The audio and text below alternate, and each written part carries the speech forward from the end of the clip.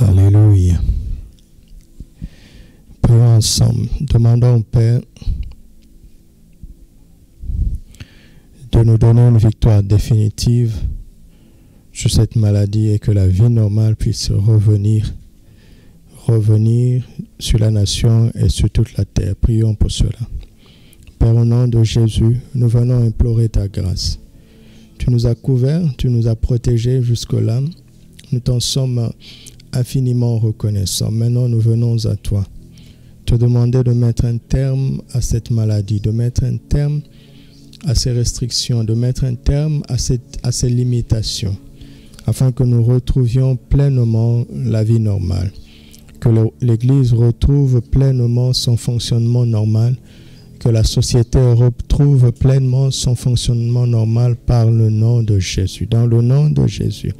Ô Saint-Esprit, ô Saint-Esprit, ô Saint-Esprit, souffle sur la terre, rétablis l'ordre de toutes choses, rétablis l'ordre de toutes choses, rétablis l'ordre de toutes choses, au nom de Jésus. Père, nous te rendons grâce de nous accueillir ensemble en ce jour pour bénir ton Saint-Nom et écouter ta parole. Nous t'ouvrons nos cœurs et nous te demandons de nous parler par ton esprit et par ta parole. Au nom de Jésus notre Seigneur. Amen.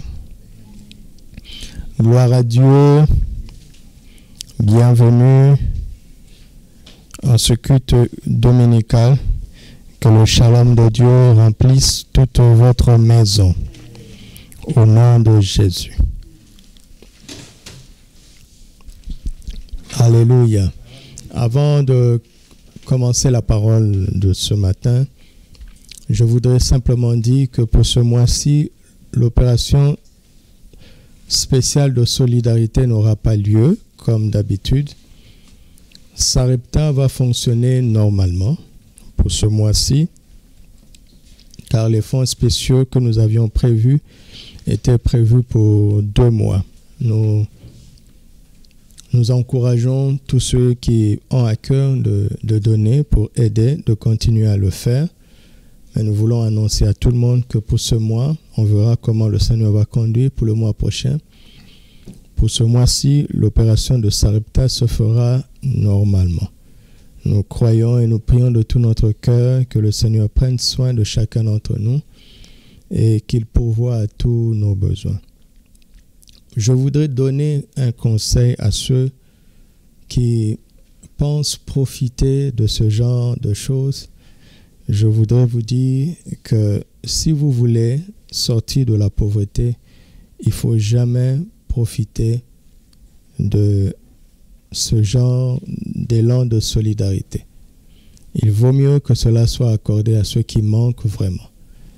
Ne faites pas des économies en abusant de la solidarité que l'on peut voir dans l'église ou n'importe où ailleurs. Vraiment, évitez de faire ça parce que cela n'apporte pas de bénédiction. Si j'ai ce qu'il faut et que je me sers, je prive de celui qui n'a pas. C'est très dangereux. Dieu nous regarde. Alors, je nous encourage à arrêter de penser comme cela. Alléluia. Mais si vous êtes dans le manque, c'est avec joie que le Seigneur pourvoit, et à travers son Église, et à travers tous ceux qui viennent en aide à tous ceux qui sont dans le besoin, partout sur la nation et partout sur toute la terre. Alléluia. Béni soit le Seigneur. Nous commençons une nouvelle série que j'ai intitulée « Vivre sous la réalité du ciel ouvert ». Voulez-vous vivre sous la réalité du ciel ouvert? Nous avons appris que Jésus a déjà ouvert le ciel. Nous ne savons pas toujours vivre sous cette réalité et à partir de maintenant, nous allons apprendre ce que la parole de Dieu enseigne au peuple de Dieu pour savoir vivre sous cette réalité. Alléluia. Papa Karambiri a enseigné, il a parlé de la loyauté, de la repentance. Il est maintenant en train de parler de la bonté du cœur. Nous allons parler de ces choses-là. Et ce matin, nous commençons par la repentance du cœur. Donc, je vais parler de la repentance du cœur. Je vais parler de la loyauté du cœur. Je vais parler de la bonté du cœur. Je vais parler de l'humilité du cœur. Jusque-là, ce sont les 4 sujets qui se sont imposés à moi à travers l'enseignement que nous recevons. Et c'est comme ça que je ressens que nous en avons besoin ici dans notre contexte. Alléluia. Lisons d'abord Actes chapitre 19, chapitre 3, verset 19. Actes chapitre 3, verset 19. Repentez-vous donc et convertissez-vous pour que vos péchés soient effacés, afin que les temps de rafraîchissement viennent de la part du Seigneur. Alléluia. Vous avez vu? Afin que les temps de rafraîchissement viennent de la part du Seigneur. Le Seigneur est où? Il est maintenant assis à la droite du Père, n'est-ce pas? Dans les cieux. Et il veut répandre des temps de rafraîchissement. Et il y a 2 conditions, c'est que nous devons nous repentir et nous convertir. Les cieux sont ouverts, mais est-ce que nos cœurs le sont? Nos cœurs s'ouvrent par la repentance et par la conversion. Actes, chapitre 8. Versets 9 à 24. Il y avait auparavant dans la ville un homme nommé Simon, qui, se donnant pour un personnage important, exerçait la magie et provoquait l'étonnement du peuple de la Samarie. Tous, depuis le plus petit jusqu'au plus grand, l'écoutaient attentivement et disaient: celui-ci est la puissance de Dieu, celle qui s'appelle la grande. Vous voyez, Simon exerçait la magie, mais il faisait croire que c'était quoi? La puissance de Dieu. Vous avez vu ça, n'est-ce pas? Il exerçait la magie, mais il faisait croire que c'était la puissance de Dieu. Simon ne disait pas qu'il était un magicien. Il ne disait pas qu'il était un serviteur du diable. Il parlait apparemment de la puissance de Dieu, mais en réalité, c'était un magicien. Verset 11. Il l'écoutait attentivement parce qu'il les avait longtemps étonnés par ses actes de magie. Mais quand ils eurent cru à Philippe, qui leur annonçait la bonne nouvelle du royaume de Dieu et du nom de Jésus-Christ, hommes et femmes se firent baptiser. N'oubliez pas que quand Philippe est arrivé à Samarie, beaucoup de miracles se sont passés, mais Philippe annonçait la bonne nouvelle du royaume de Dieu et du nom de Jésus-Christ. Alléluia. Ainsi, c'était clair, on attribuait ces miracles au nom de Jésus-Christ. C'était très clair. Simon lui-même crut, et après avoir été baptisé, il ne quittait plus Philippe. On dirait un bon disciple. Et il voyait avec étonnement les miracles et grands prodiges qui s'opéraient. Lui qui suscitait de l'étonnement est à son tour étonné. Il est confondu. Les apôtres qui étaient à Jérusalem, ayant appris que la Samarie avait reçu la parole de Dieu, et envoyèrent Pierre et Jean. Ceux-ci, arrivés chez les Samaritains, prièrent pour eux afin qu'ils reçussent le Saint-Esprit. Car il n'était encore descendu sur aucun d'eux, ils avaient seulement été baptisés au nom du Seigneur Jésus. Alors Pierre et Jean leur imposèrent les mains et ils reçurent le Saint-Esprit. Lorsque Simon vit que le Saint-Esprit était donné par l'imposition des mains des apôtres, il leur offrit quoi?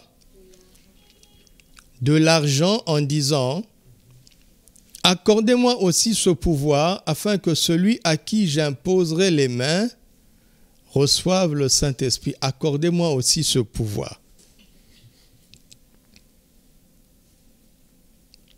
Mais Pierre lui dit: que ton argent périsse avec toi, puisque tu as cru que, quoi? Le don de Dieu s'acquérait à prix d'argent. Il n'y a pour toi ni part, ni lot dans cette affaire, car ton cœur est comment? Il n'est pas droit devant Dieu. Ton cœur est tordu devant Dieu. Ton cœur n'est pas droit devant Dieu. Ton cœur n'est pas droit. Quelle est la solution à un cœur qui n'est pas droit? Répands-toi, c'est la repentance. Répands-toi donc de ta méchanceté et prie le Seigneur pour que la pensée de ton cœur, répands-toi et prie le Seigneur pour que la pensée de ton cœur, pas la pensée de ta tête, mais la pensée de ton cœur, c'est-à-dire les intentions profondes de ton cœur, pour que la pensée de ton cœur te soit pardonnée s'il est possible. Oui, l'apôtre ajoute s'il est possible, tellement ce gars était tordu. Verset 23, « Car je vois que tu es dans un fiel amer et dans les liens de l'iniquité. » Tu n'es pas dans des liens générationnels, mais tu es dans les liens de l'iniquité à cause de ton cœur. Il n'y a plus d'ancêtre à accuser. C'est ton cœur à toi. Vous comprenez ça?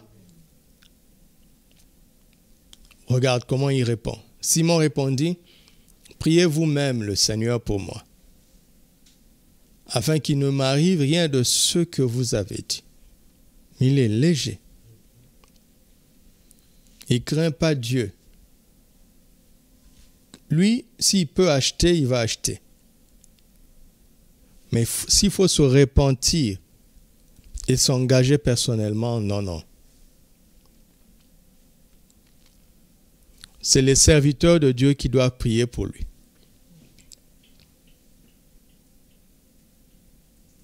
Pasteur, vous priez pour nous, nous allons vous donner de l'argent, mais nous allons continuer à vivre comme nous le voulons. N'est-ce pas ce qui se passe aujourd'hui dans l'Église? Il y a des choses qu'aucun pasteur ne peut faire à ta place. Et parmi ces choses-là, il y a la repentance. Personne ne peut se repentir à la place d'un autre.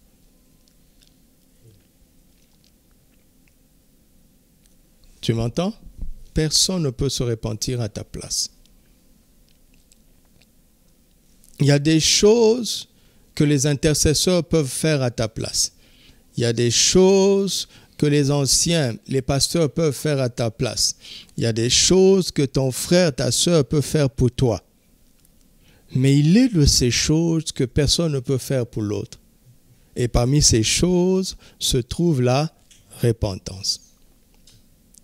La repentance du cœur. Pourquoi?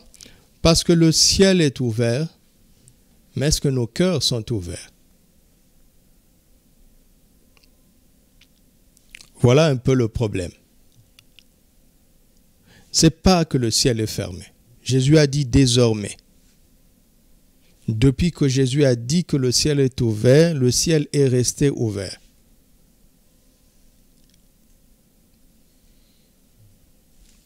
Il faut que nos cœurs s'ouvrent pour recevoir le rafraîchissement que le Seigneur veut nous donner d'en haut. Alléluia. La repentance est un sujet important.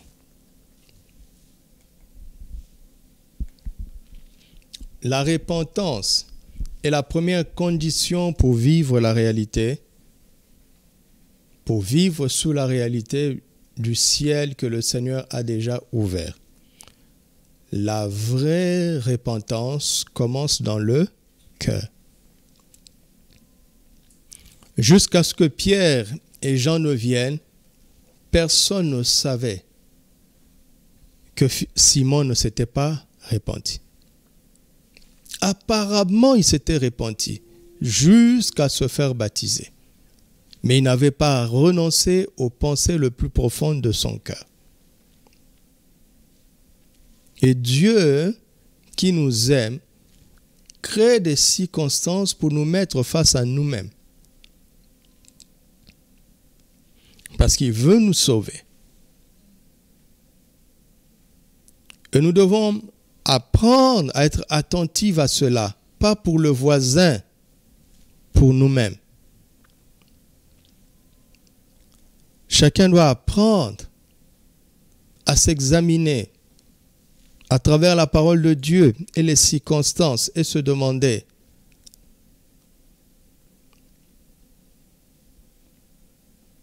ce que Dieu veut lui apprendre sur lui-même. Parce que parfois, il y a des pensées profondes dans nos cœurs que nous ignorons. Dieu permet chaque jour des circonstances pour nous amener à avoir un bon discernement à notre propre sujet, de l'état de notre cœur. Parce que la repentance du cœur est une des choses essentielles que personne ne peut faire à ma place. Je ne peux pas faire ça à ta place non plus. Tu ne peux pas faire ça à ma place.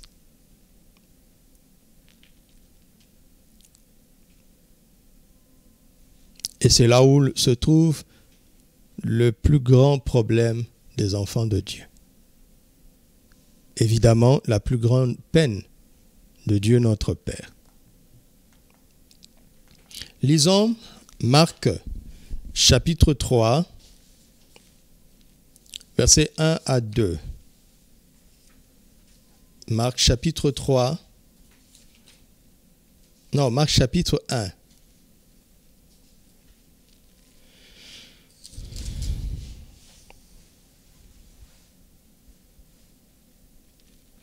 Marc chapitre 1,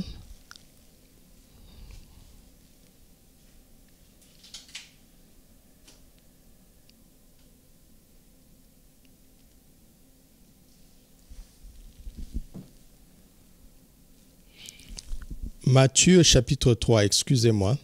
Matthieu chapitre 3, versets 1 à 2.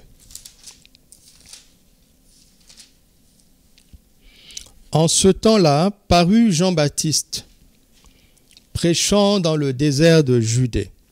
Il disait quoi? Jean-Baptiste disait quoi? Repentez-vous, car le royaume des cieux est proche. Jean-Baptiste disait, repentez-vous, car le royaume des cieux est proche. Marc chapitre 1, versets 14 à 15. Marc, chapitre 1,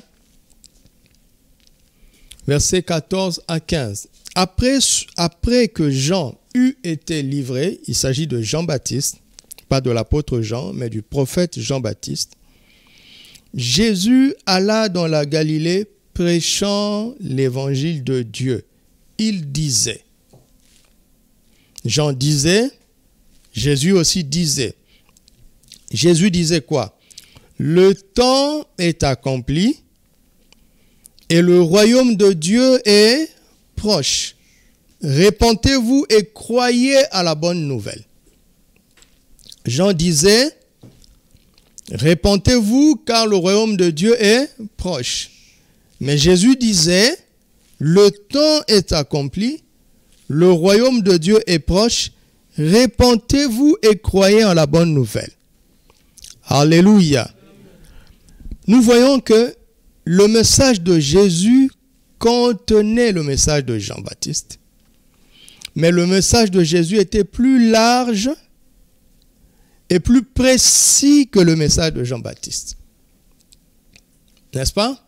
On trouve le message de Jean-Baptiste dans le message de Jésus, mais le message de Jésus était plus large et plus précis que le message de Jean-Baptiste.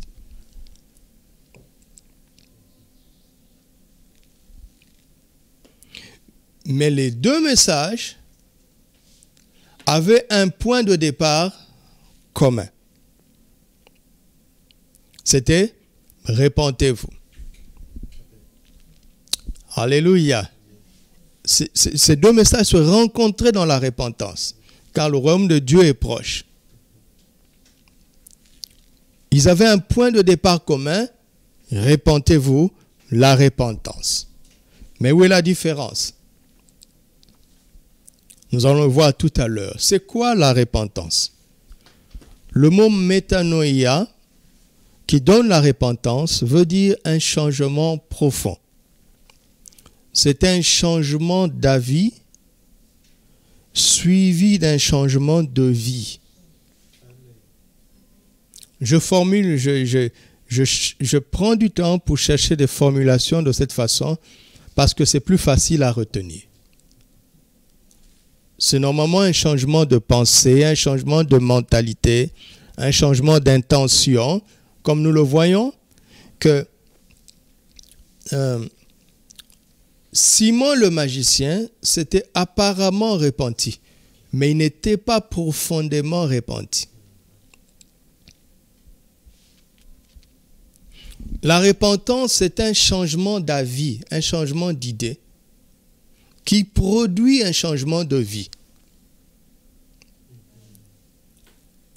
Alléluia.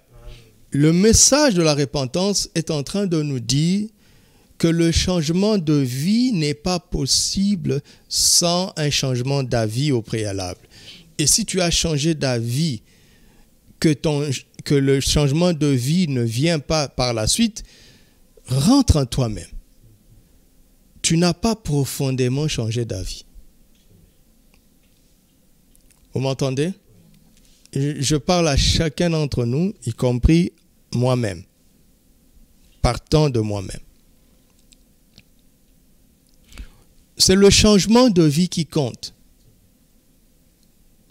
Mais c'est ce qui fait que nous vivons comme ça qui importe le plus. Parce que si nous ne changeons pas ce qui fait que nous vivons comme ça, nous ne pourrons pas changer de vie. Vous voyez, la repentance est plus profonde qu'une simple évangélisation.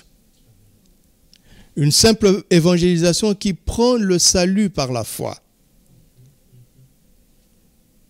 Quand tu sors en tant qu'éclaireur ou dans le cadre du suivi, ou pour nous tous simplement en tant que témoins de Jésus-Christ, tu présentes l'évangile à quelqu'un, la personne écoute, accepte et croit, elle est née de nouveau.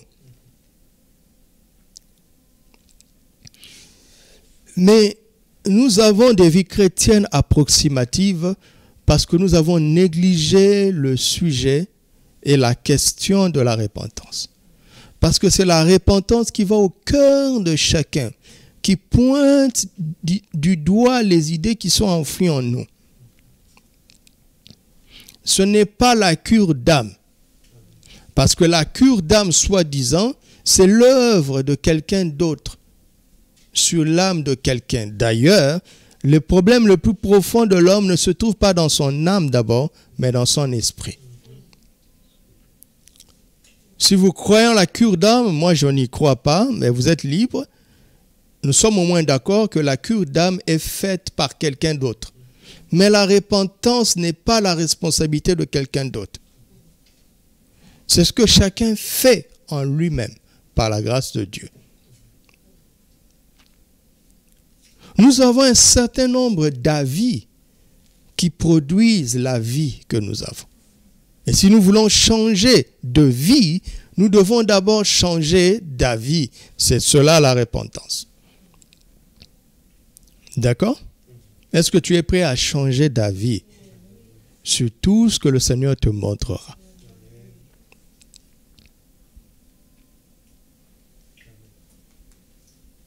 Lisons Luc, chapitre 3, versets 7 à 11.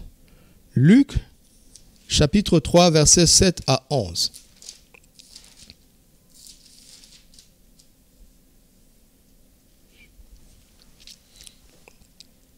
Jean-Baptiste disait donc à ceux qui venaient en foule pour être baptisés par lui. Le ministère de Jean-Baptiste était très populaire. Ça attirait beaucoup de foule. Un bon serviteur de Dieu, il n'a pas voulu se contenter d'être populaire. Un bon serviteur de Dieu ne cherche pas la popularité. Il ne cherche pas la renommée. Il cherche une œuvre profonde dans le cœur de ceux qui viennent. Qu'est-ce qu'il disait? Race de vipères, qui vous a appris à fuir la colère à venir? Produisez donc des fruits dignes de la repentance. Si vous vous êtes repentis, nous devons voir des fruits qui en sont dignes.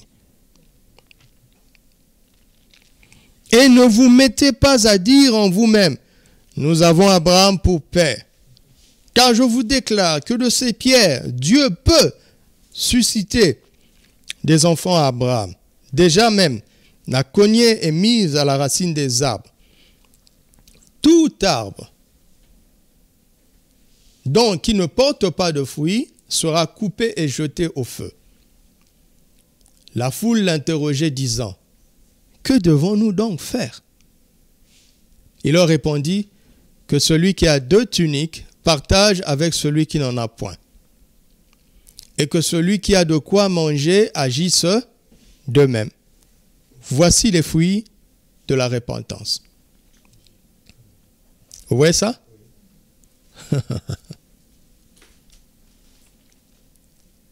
Verset 12. Il vint aussi des publicains pour être baptisés et lui dit, Maître, que devons-nous faire? Il leur répondit, n'exigez rien au-delà de ce qui vous a été ordonné. Des soldats aussi lui demandèrent, et nous, que devons-nous faire? Il leur répondit, ne commettez ni extorsion, ni fraude envers personne, contentez-vous de votre solde.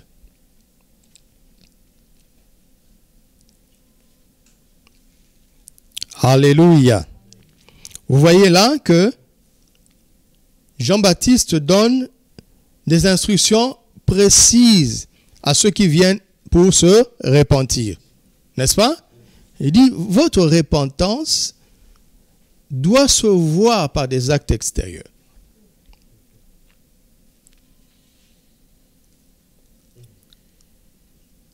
Et quand il a parlé, les publicains, les soldats, la foule a réagi.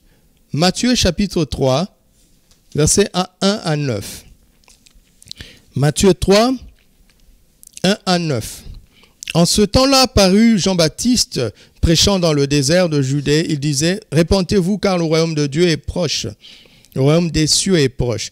Jean est celui qui avait été annoncé par Ésaïe le prophète lorsqu'il dit, c'est la voix de celui qui crie dans le désert. Préparez le chemin du Seigneur, aplanissez ses sentiers. Jean avait un vêtement de poil de chameau, une ceinture de cuir autour des reins. Il se nourrissait de sauterelles et de miel sauvage. Les habitants de Jérusalem, de toute la Judée et de tout le pays des environs du Jourdain se rendaient auprès de lui. Et confessant leurs péchés, ils se faisaient baptiser par lui dans le fleuve du Jourdain. Mais voyant venir à son baptême, qui? Beaucoup de pharisiens et des sadducéens. En grand nombre.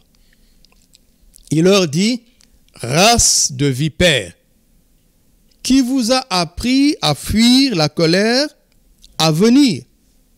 Produisez donc du fruit digne de la repentance. Donc même les pharisiens, les sadducéens qui représentent l'élite religieuse, même eux aussi devaient produire ce fruit-là. même les prédicateurs, vous m'entendez? Même les pasteurs aussi doivent produire des fruits.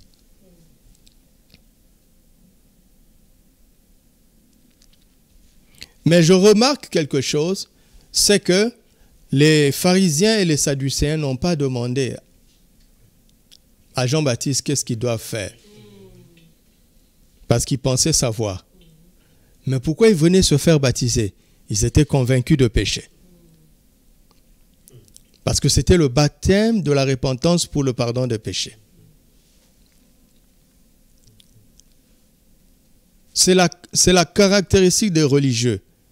Ils veulent le pardon de péché sans changer de vie.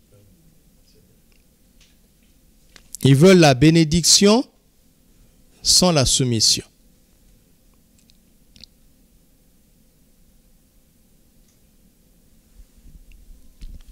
Ils veulent la théologie sans la vie chrétienne pratique.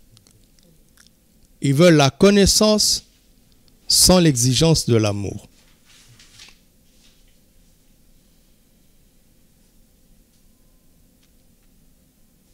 Ils sont venus eux-mêmes. Ils n'ont pas boudé Jean-Baptiste.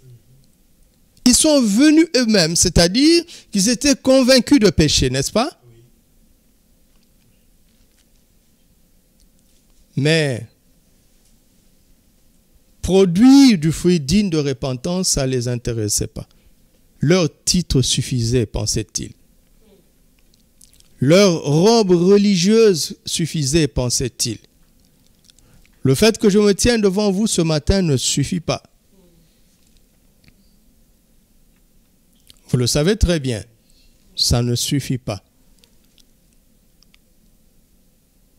Et parfois, il m'arrive de penser, vous savez, au ciel, on saura tout. Si au ciel, moi, votre pasteur, je suis dans un coin là, sans récompense, quelle honte. Moi qui vous parlais. Parce que Dieu est droit, il est intègre. Dieu n'a pas de parti pris. Et d'ailleurs, nous qui enseignons, nous serons doublement jugés. Nous serons plus sévèrement jugés parce que nous avons la connaissance.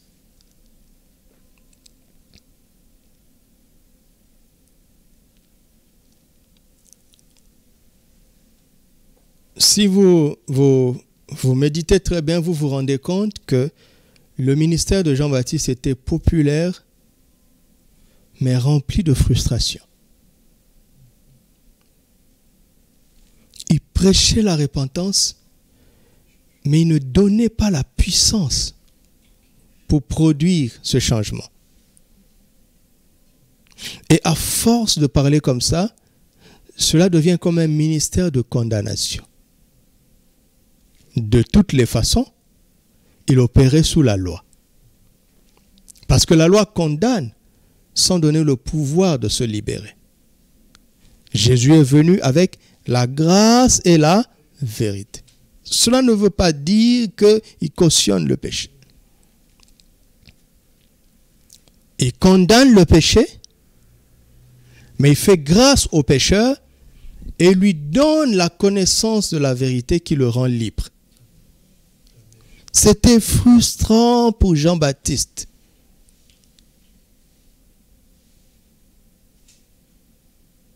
De condamner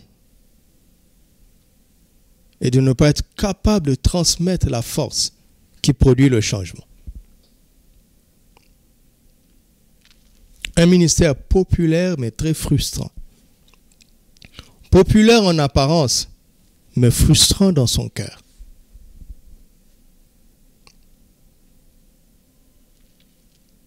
La différence entre Jésus et Jean-Baptiste se trouve dans ce que Jésus a ajouté dans le bon message de Jean-Baptiste. Marc chapitre 1, verset 15. Marc 1, verset 15, c'est un message d'introduction, un message de fondement. Jésus disait, le temps est accompli. C'est-à-dire, le moment est venu. Le moment est venu. Le royaume de Dieu est proche. Répentez-vous et croyez en la bonne nouvelle. Alléluia. Le temps est accompli, on n'en parlera pas. C'est l'objet d'un séminaire que je ferai prochainement. Parce que quand Jésus déclare que l'onction est sur lui, il termine par une année de grâce. C'est ce temps de grâce-là. Le temps de grâce est arrivé, la loi est suspendue. Il suffit de croire pour être sauvé. Mais Jésus dit, répentez-vous et croyez en la bonne nouvelle. C'est-à-dire, il y a un certain nombre d'idées que vous devez abandonner pour pouvoir croire. Alléluia. Souvent, ce qui emmène la difficulté dans la vie chrétienne, ce qui emmène le mélange dans la vie chrétienne, c'est qu'on demande aux gens de croire. Mais on n'a pas questionné leurs convictions profondes. Et ils viennent dans la vie chrétienne ayant vraiment cru en Jésus. Mais quand ils font face à certaines difficultés, parce que chacun se fait un film de ce à quoi sa vie va ressembler quand il va recevoir Jésus. Et quand il rencontre un certain nombre de difficultés et que sa vie commence à ne plus ressembler à ce à quoi il s'attendait, il va recourir à certaines pensées. Et ce qui est dangereux dans la vie chrétienne, c'est que quand quelqu'un a cru sans s'être repenti et qu'il a appris à connaître les versets bibliques, vous voyez des gens utiliser la Bible pour justifier un certain nombre de pensées, de mentalités, de théories. Absurde, absurde. Ce monsieur était dans l'église, mais il n'était pas dans le royaume.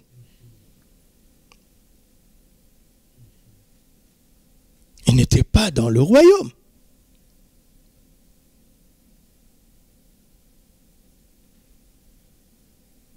Ce n'est pas la bouche d'abord. La confession qui emmène au salut commence par la foi dans le cœur. Mais le cœur, on ne le voit pas. Si quelqu'un confesse de sa bouche que Jésus est Seigneur, s'il n'a pas cru dans son cœur, on ne le sait pas. Nous entendons la confession de la bouche. Et après nous le baptisons. Comme Simon le magicien. Mais nous ne connaissons pas les intentions profondes de son cœur.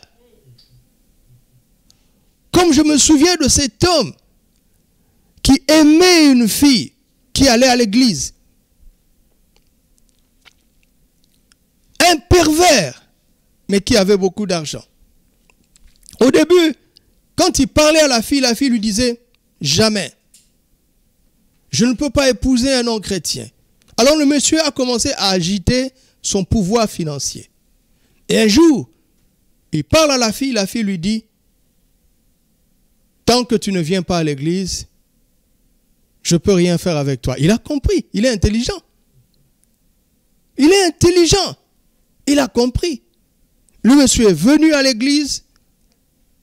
Il a rencontré le pasteur. Regarde la question. Au lieu que le pasteur lui demande s'il est né de nouveau, le pasteur lui demande, est-ce que tu es baptisé? Il dit, oui, j'étais baptisé quand j'étais enfant parce que je viens d'une famille chrétienne. Et le pasteur lui a montré bibliquement que ce baptême n'est pas valable. Il a dit au pasteur, qu'est-ce que je dois faire pour être baptisé? Le pasteur lui a dit, suis les cours pour être baptisé. Quelle facilité! Quelqu'un d'aussi intelligent, il va suivre 5 cours. Lui qui a un master, après on va le soumettre à un examen intellectuel, mais il ne peut qu'avoir 10 sur 10. Il s'est fait baptiser. Maintenant, le mariage est possible. Le couple a été béni. Quelques semaines plus tard, un dimanche, il se lève tôt. Tu ne vas plus à l'église.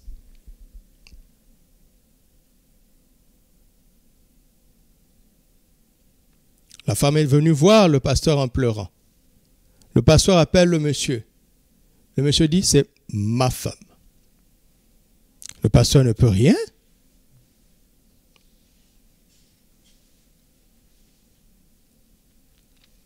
Le monsieur avait une intention.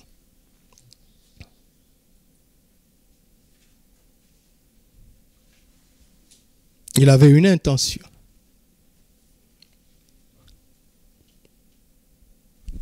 Alors, regardez attentivement ce que le Seigneur dit dans Marc 1,15. Il dit, répentez-vous et croyez. Vous avez vu ça? Répentez-vous et croyez.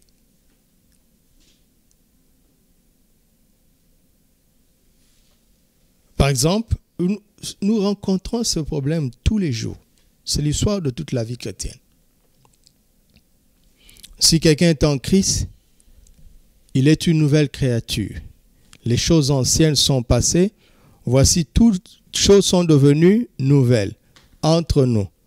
Combien de chrétiens sont en Christ, mais dans la vie desquels on voit que les choses anciennes ne sont pas passées. Ça crée un autre courant théologique. On dit, si quelqu'un est en Christ, il est en train de devenir une nouvelle créature. Et ces gens-là sont intelligents. Nous qui ne connaissons pas le grec, ils vont argumenter. Ils vont dire dans le grec, ça voulait dire ceci. La conjugaison voulait dire ceci. Je dis, mais mon frère, avec tout ton grec, regarde la suite. Les choses anciennes sont passées. Explique encore ça en grec. Le Seigneur savait ce que les hommes allaient dire. Et il renchérit. Voici, toutes choses sont devenues nouvelles. Amen. Deux arguments.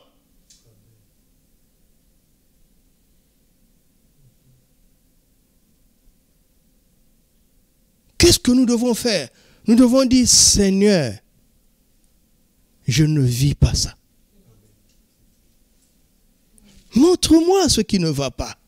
Au lieu de chercher des excuses.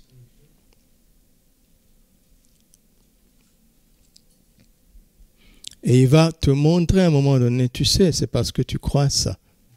Tu crois ça. Si tu renonces, si tu changes d'avis, la rosée du ciel vient. Alléluia. La repentance est un sujet important parce que si tu n'as pas réglé ça, tu vas créer des excuses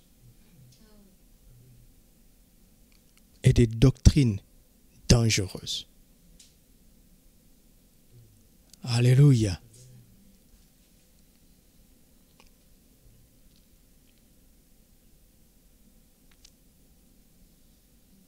Vous voyez ça? Jésus était beaucoup plus précis. Il était beaucoup plus précis. Il dit, répentez-vous et croyez. Alléluia. Répentez-vous et croyez. Dites avec moi, je veux me repentir pour croire. J'aime beaucoup le Seigneur et j'aime beaucoup la Bible. Parce que la Bible est un livre vraiment magnifique. C'est un livre qui est d'une beauté, d'une précision extraordinaire. Je vais vous montrer quelque chose. Affiche Marc 1, verset 15.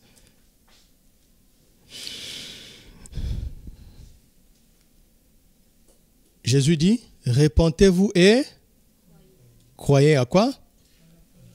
À la bonne nouvelle. Qu'est-ce que Philippe enseignait? Actes chapitre 8. Qu'est-ce qu'il prêchait?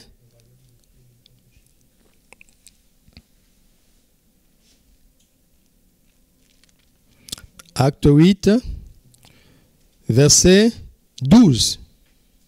Mais quand ils eurent cru à Philippe, qui leur annonçait quoi? Regardez. Quand Jésus disait « Répentez-vous et croyez à la bonne nouvelle », Il aurait pu dire, répentez-vous, croyez en la bonne nouvelle et croyez en mon nom. Mais ça serait trop prétentieux.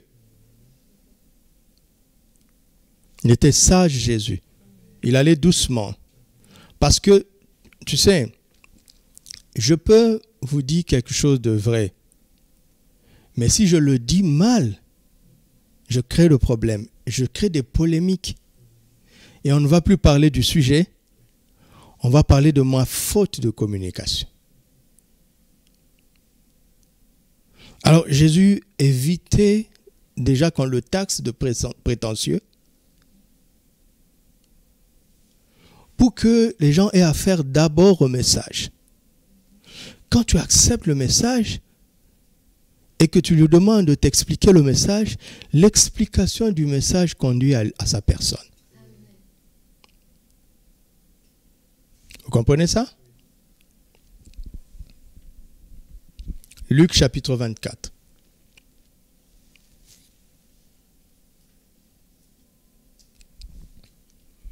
Versets 25 à 27. Luc 24, 25 à 27. Alors Jésus leur dit, ô hommes sans intelligence, dont le cœur est lent à croire tout ce qu'ont dit les prophètes.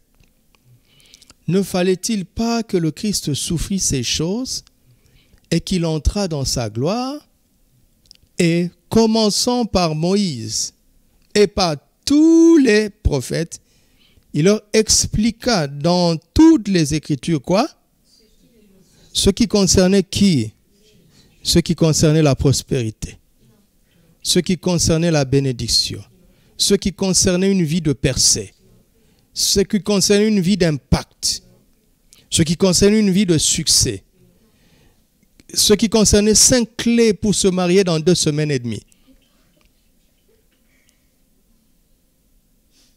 Pourtant, tu peux prendre la Bible et trouver des secrets pour les choses. Mais nous devrions prendre la Bible pour trouver les secrets pour lui. Car tout a été créé par lui et pour lui. La Bible a été écrite pour nous conduire à Christ. Mais tu peux approcher la Bible avec une autre intention. N'est-ce pas? Un tel chrétien a besoin de quoi? De repentance. Il doit tenir sa Bible et parler à Dieu et dire, Seigneur, je me répands de l'idée que j'avais de la Bible.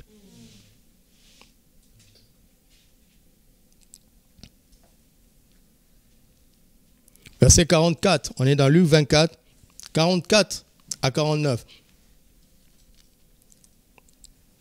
Puis il leur dit, c'est là ce que je vous disais lorsque j'étais encore avec vous, qu'il fallait que s'accomplisse tout ce qui est écrit de moi dans la loi de Moïse, dans les psaumes et dans les prophètes.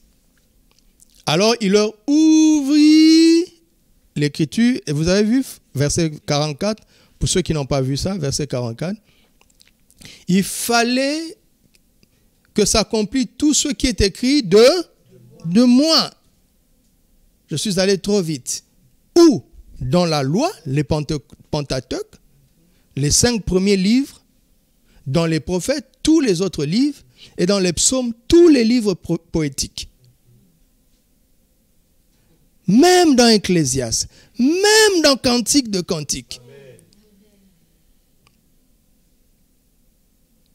Même dans Agé, Habakkuk, Naoum, même dans Néhémie, Esdras, même dans Job.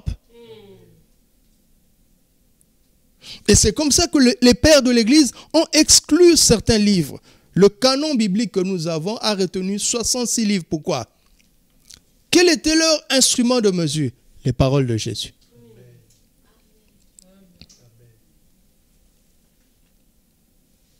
Frères et sœurs, si la Bible n'est pas un outil pour toi, pour connaître Jésus, alors ta Bible n'est plus la Bible de Dieu. Je t'assure. Il y a plein de livres chrétiens ne suis pas en train de donner la leçon à qui que ce soit. Je n'en ai ni l'intention ni l'autorité. Mais il y a plein de livres chrétiens. Quand je les prends, mais je n'ai même pas besoin de le lire. Je préférerais un plus grand philosophe. Je préférerais un psychiatre. Je préférerais un médecin.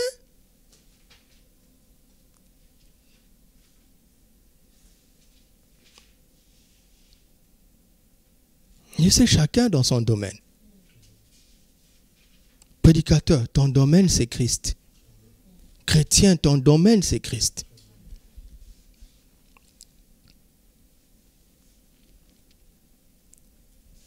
Verset 45. Alors il leur ouvrit l'esprit afin qu'ils comprissent les Écritures. Ça veut dire quoi? Il leur ouvrit l'esprit pourquoi? Finalement, pour qu'ils le comprennent lui. Soulignez ça parce que ça va nous aider dans quelques minutes. Pour comprendre Jésus, pour le connaître, il faut que ton esprit soit ouvert.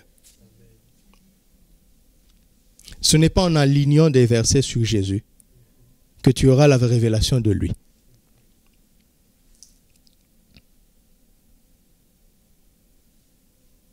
Jean chapitre 5. Continuons d'abord. 46, verset 46, continuons. Luc 24, 46. Et il leur dit, ainsi il est écrit que le Christ souffrirait et qu'il ressusciterait de mort le troisième jour. Et que, quoi?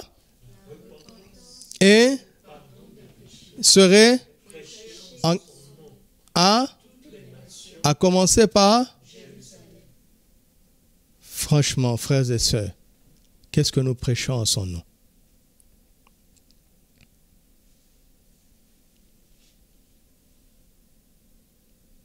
Vous voyez notre plus grand problème?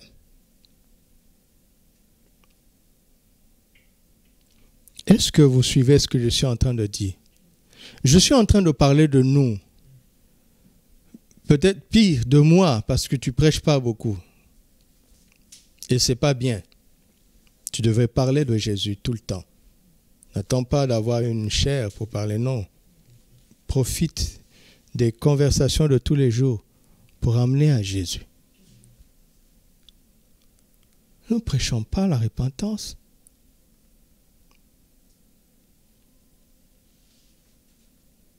Oh Seigneur, pardonne-nous.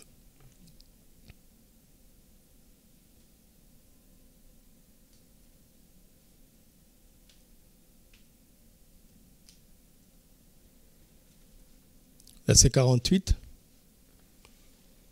Vous êtes témoins de ces choses.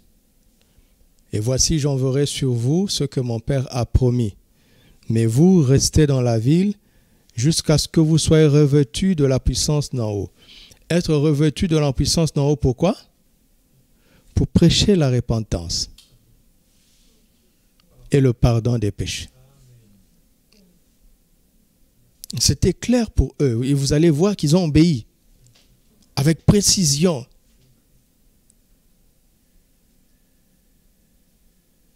Et nous cherchons à être revêtus de la puissance d'en haut. Pourquoi?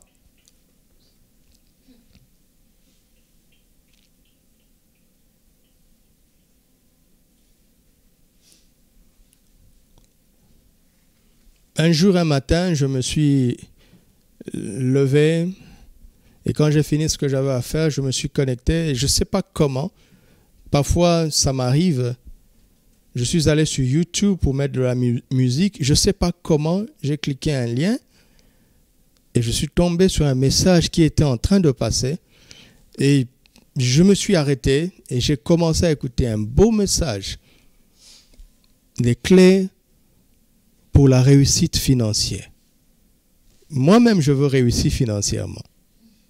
Donc, je me suis arrêté. J'étais d'accord avec tout ce qui était dit. D'accord, c'était vraiment bien. Et à la fin, il dit, si quelqu'un veut recevoir Jésus, il dit, pour que ces choses marchent, il faut que tu reçoives Jésus. Autrement dit, pour entrer dans l'abondance financière, il faut recevoir Jésus. Y a-t-il ici quelqu'un qui veut recevoir Jésus? Mais tu imagines Tu imagines le nombre de personnes qui se sont levées? Je suis sûr même qu'il y avait des chrétiens qui se sont levés. Et il leur a fait faire, parce qu'à partir de ce moment, j'ai redoublé d'attention. Je dis, je vais aller jusqu'au bout. Il leur a fait faire la prière du salut.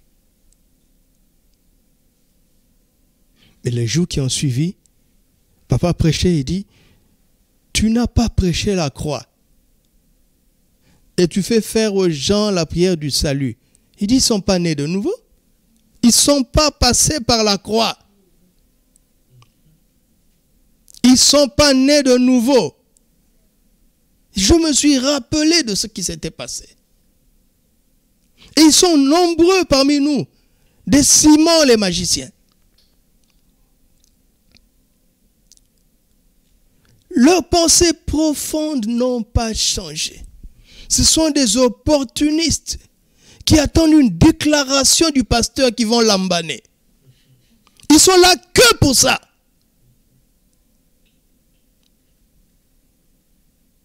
Changer de cœur, ça ne les intéresse pas. La droiture de cœur, ça ne les intéresse pas. Mais ils sont prêts pour l'embaner quelque chose. Et en l'embanant, ils vivent des choses.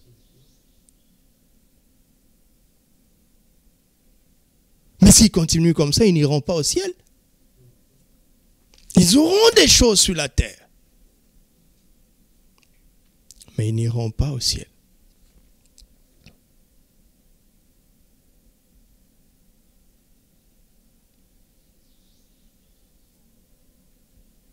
La puissance d'en haut nous est réservée pour annoncer le message.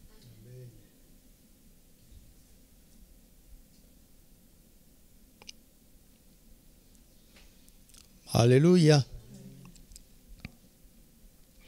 Jean chapitre 5.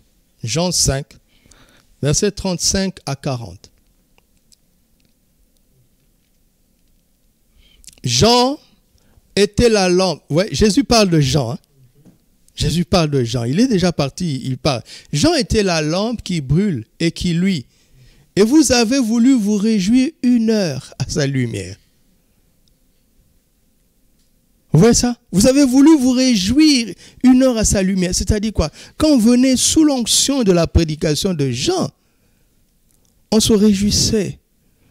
Notre conscience était apaisée par le pardon des péchés qui prônait. Surtout si on pratiquait le baptême de Jean, on sortait de l'eau apaisée,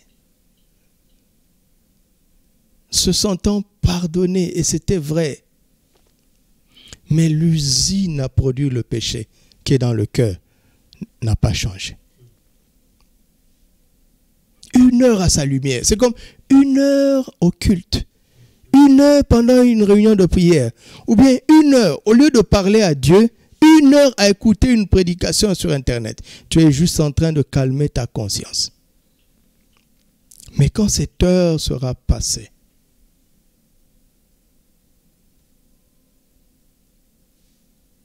quand ce culte sera passé, verset 36, moi j'ai un témoignage plus grand que celui de Jean. Ouais, Jésus commence à parler, pourquoi? Car les œuvres que le Père m'a donné d'accomplir, ces œuvres même que je fais témoignent de moi. Alléluia. Notre assurance doit dépendre de ce que Dieu nous donne comme autorité. Il ne faut pas dépasser ça. Vous m'entendez? Quand je vous dis que je ne parle pas au monde entier, c'est parce que Dieu ne m'a pas encore donné ce témoignage-là. Je respecte mes limites. Je ne pense pas être dans l'erreur. Je sais qu'il me reste beaucoup de choses à savoir, mais je suis sûr de certaines choses que j'ai apprises. Mais je regarde quelle autorité Dieu me donne, ce qui me le donne. Et je n'outrepasse pas mes limites. Vous voyez dans Marc 1, 15, Jésus a annoncé la bonne nouvelle. Il n'a pas parlé de lui. Mais ici, quelques mois plus tard, il affirme avec assurance qu'il a un témoignage plus grand. Pourquoi? Parce que le Père l'a confirmé.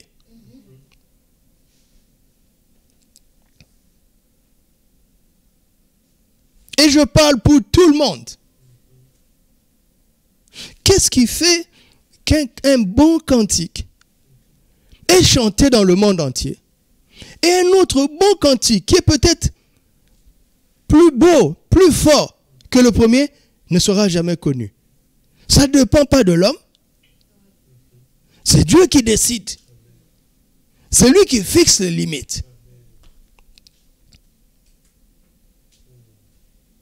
Et si tu n'es pas sage, tu vas manipuler, tu vas utiliser les méthodes. Et vous savez, quand votre renommée dépasse votre réalité, vous êtes en danger.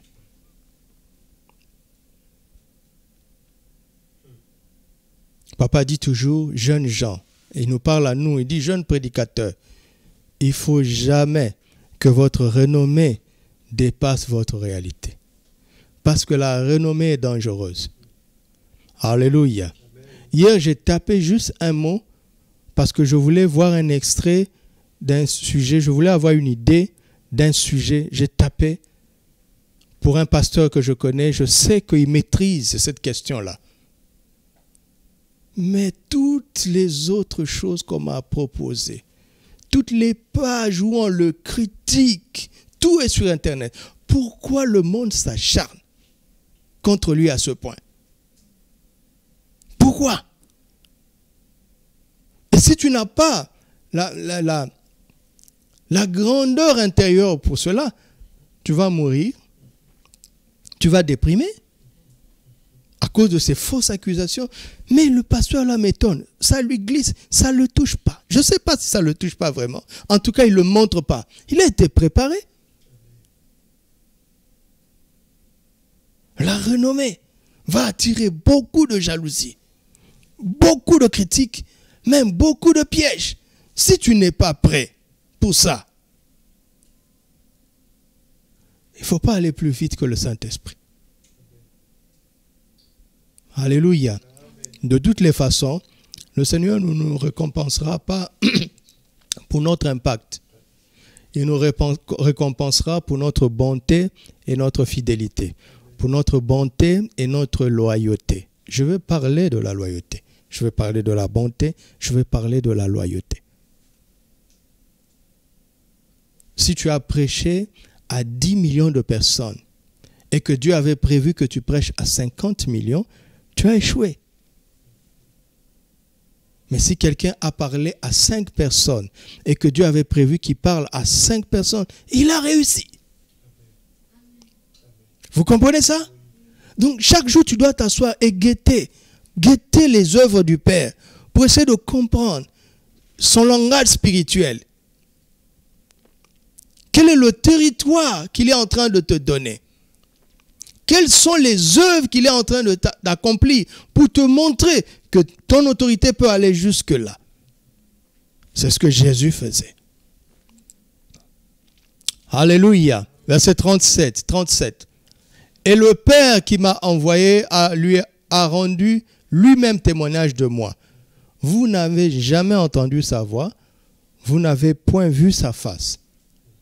Et sa parole ne demeure point en vous, parce que vous ne croyez pas à celui qui l'a envoyé. Autrement dit, l'évangile, la bonne nouvelle du royaume de Dieu, ne peut pas demeurer en quelqu'un qui ne croit pas en Jésus. Alléluia. Verset 39. Vous sondez les Écritures parce que vous pensez avoir en elles, en quoi? Dans les Écritures, quoi? La vie éternelle. Mais ce sont elles qui rendent témoignage de moi. Et vous ne voulez pas venir à moi pour avoir la vie. C'est de ça dont vous devez vous repentir. Quand vous êtes en train de sonder les Écritures et que les Écritures vous mènent tout droit vers Jésus et que vous sentez en vous de la résistance à cause des pensées que vous aviez avant, des enseignements que vous avez reçus avant, des prédications que vous avez reçues avant, de la mentalité ancienne dans laquelle vous avez été moulé, des traditions qui vous ont conditionné. Eh, mon frère, il est temps de se repentir pour croire en Jésus. Parce qu'il y aura toujours des choses qui vont faire un frein en main. Les choses sont évidentes dans les Écritures. Mais tu sens, tu dis, mais est-ce que, pourquoi tu dis est-ce que? C'est écrit oui ou non? Pourquoi tu dis est-ce que? Quand je parle aux gens, ce qui m'attriste le plus, c'est il dit ça, je dis ça. Et je dis, voici pourquoi je dis ça. Lisons, nous lisons. Je lui dis, qu'est-ce que tu as compris? Il répète. Qu'est-ce que j'ai dit? Il répète. Est-ce que ce que j'ai dit équivaut à ce qui est écrit? Oui, pasteur, mais. Pourquoi tu ajoutes mais? Renonce à ce mais. Tu m'entends? Pourquoi tu ajoutes mais?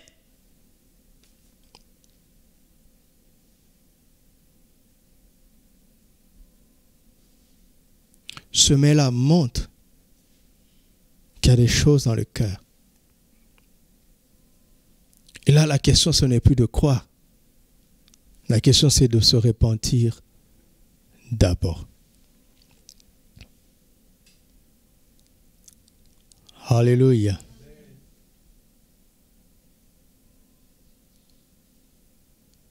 Dans notre histoire familiale, nous avons subi la sorcellerie à un point que vous ne pouvez imaginer. C'était tellement réel. Et ce que l'Église m'avait appris, j'ai essayé, je voyais qu'on avait très peu de résultats. Un jour, je me lamentais devant Dieu. Il dit, mais tu pries comme ça, qui t'a appris ça? J'ai dit, on nous a dit à l'église, le Seigneur me dit, pour la première fois, il me dit dans mon cœur, mais moi j'ai dit quoi? J'ai dit, Seigneur, l'église a dit. Le Seigneur me dit, moi je dis quoi? Dans mon innocence de l'époque, je dis, mais Seigneur, les pasteurs ont dit, le Seigneur dit, est-ce que tu m'écoutes? Moi j'ai dit quoi?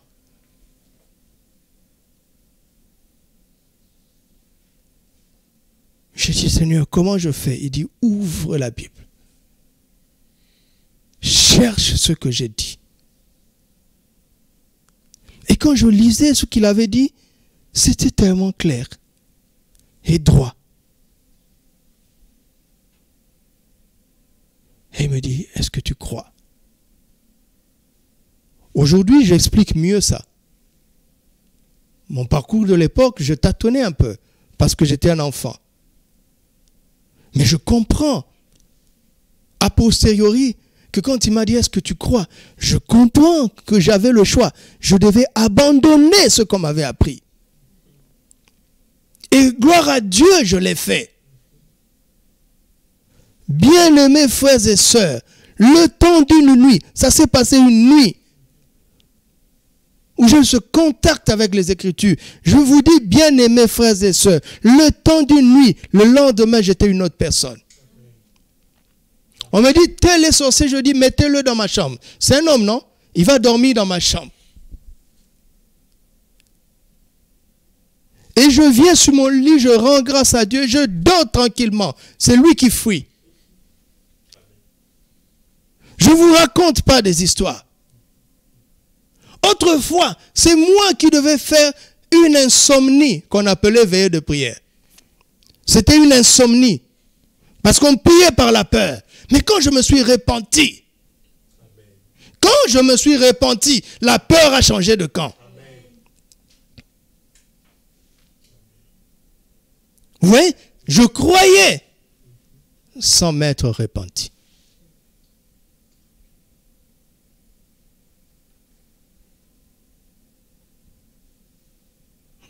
Un sorcier, premièrement, tu ne dois pas le fuir. Parce que tu dois le convaincre que celui qui est en toi est plus grand que lui. Deuxièmement, tu ne dois pas le maudire. Parce que c'est l'amour qui va le sauver. S'il continue comme ça, il ira en enfer. Il sait qu'il est rempli de haine. S'il voit encore dans l'église la haine, comment est-ce qu'il va rejoindre l'église? S'il voit que les chrétiens ont peur, comment est-ce qu'il va croire que Jésus est plus fort?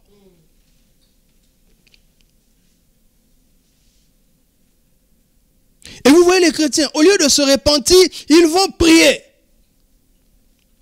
La prière est devenue une excuse.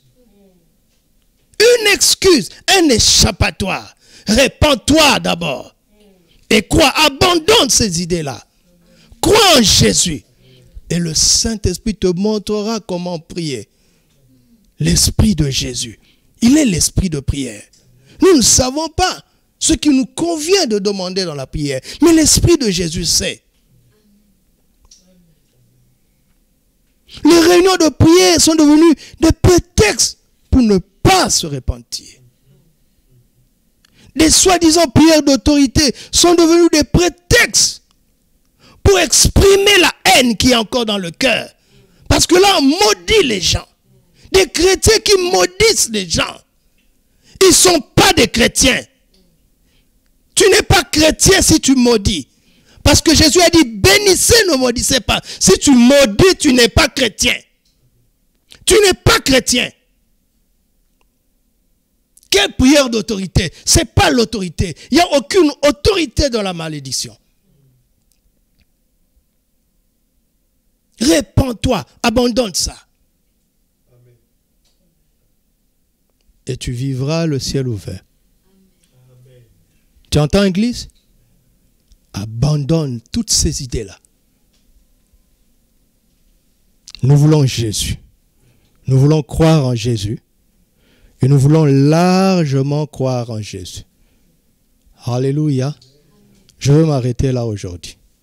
Nous voulons croire en Jésus. Vous voyez, je ne vous ai même pas parlé de la repentance des péchés. Je vous ai parlé d'abandonner tout ce qui nous empêche de placer toute notre confiance en Jésus.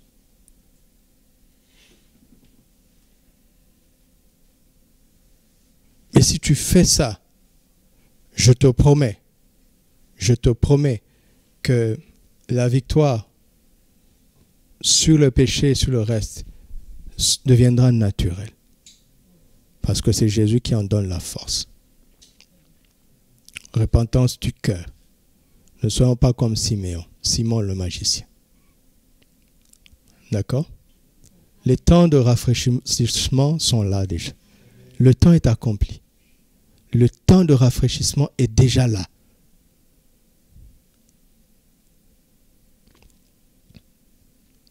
Dieu a déjà pourvu. Les conditions spirituelles sont propices. Et pas seulement aujourd'hui. Depuis la croix. L'année de grâce est là. Depuis la croix. Le ciel est ouvert depuis que Jésus a parlé à Nathanaël.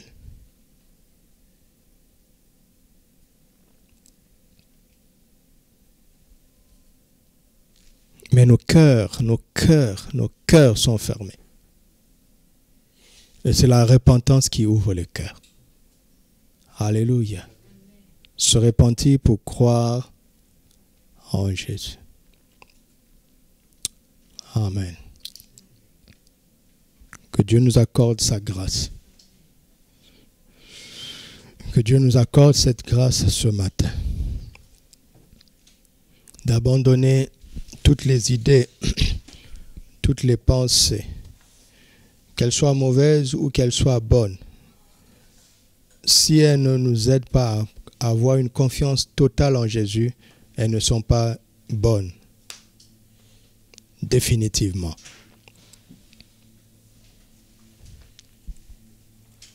Que mon cœur te fasse confiance totalement, Seigneur. Que le cœur de l'Église te fasse confiance totalement.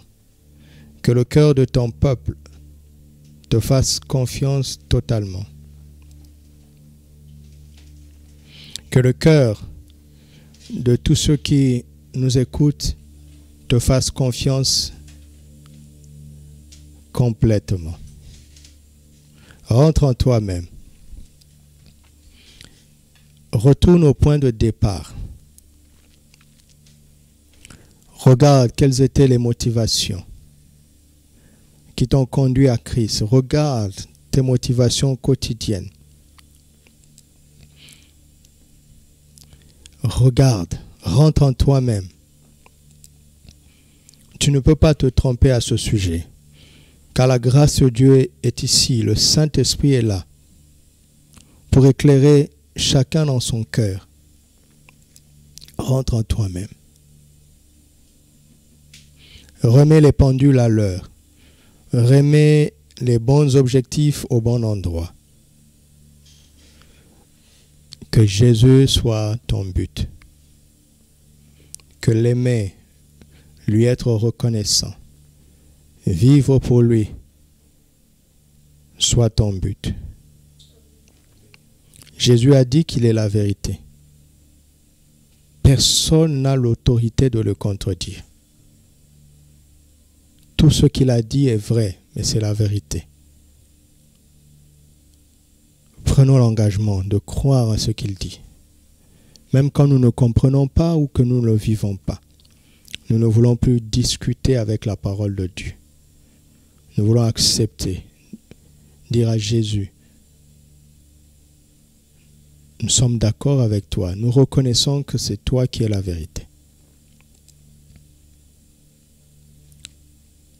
Personne ne peut contredire ta parole, ta volonté, ta pensée dans mon cœur. Et je renonce.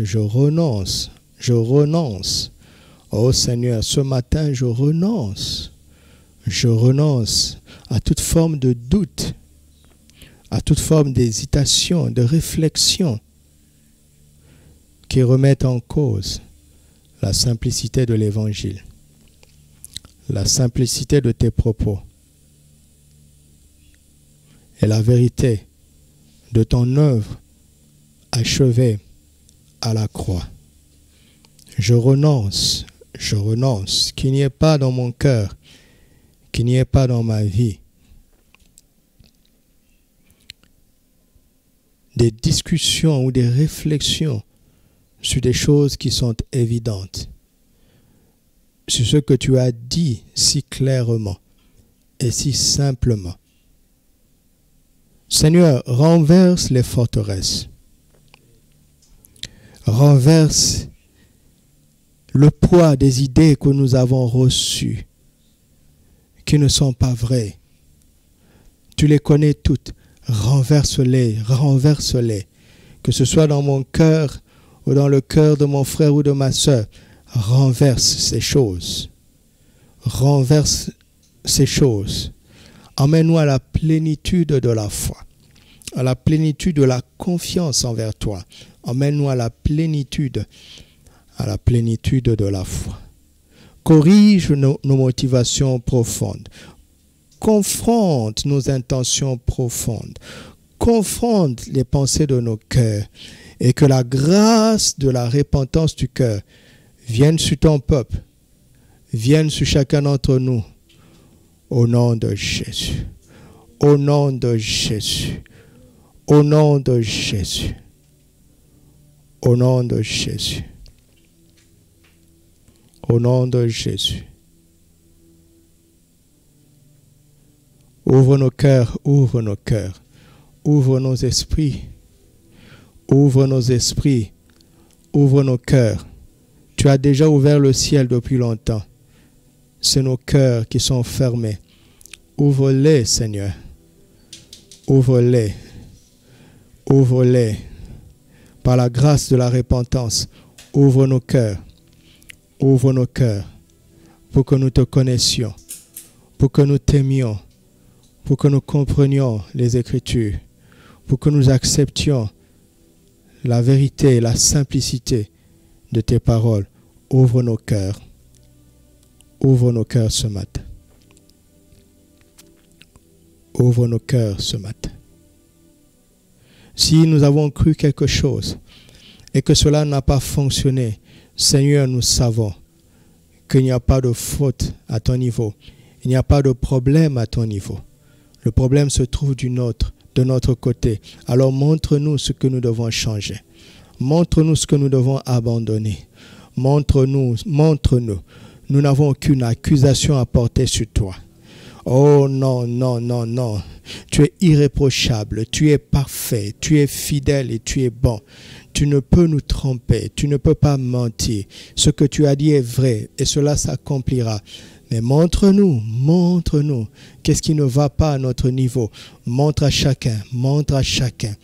Tu n'es pas venu nous condamner, nous le savons. Et nous avons confiance en toi. Et dans cette atmosphère de confiance, nous sommes prêts à tout entendre. Même les reproches, des réprimandes, des corrections, nous sommes prêts. Nous sommes prêts, papa. Nous sommes tes enfants. Discipline-nous. Éduque-nous. Confronte-nous. Brise toute forme de rébellion en nous. Brise toute forme d'entêtement en nous. Brise toute forme de raisonnement inutile. Brise cela. Car tu es notre Père. Tu en as le droit paternel. Use sous nous de ton droit paternel. Corrige-nous. Discipline-nous. Nous sommes tes enfants. Éduque-nous. Révèle-nous ce que nous devons abandonner. Révèle-nous. Personne ne peut se repentir à ma place.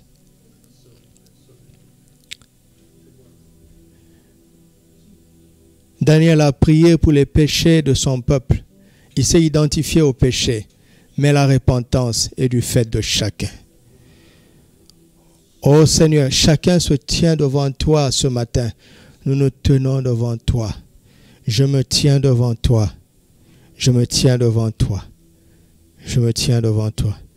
Prêt à me repentir pour parvenir à la plénitude de la foi en Jésus-Christ.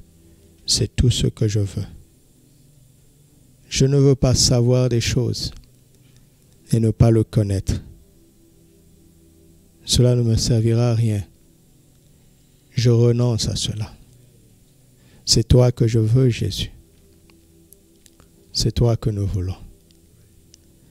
Si je peux avoir un minimum de connaissance des choses et un maximum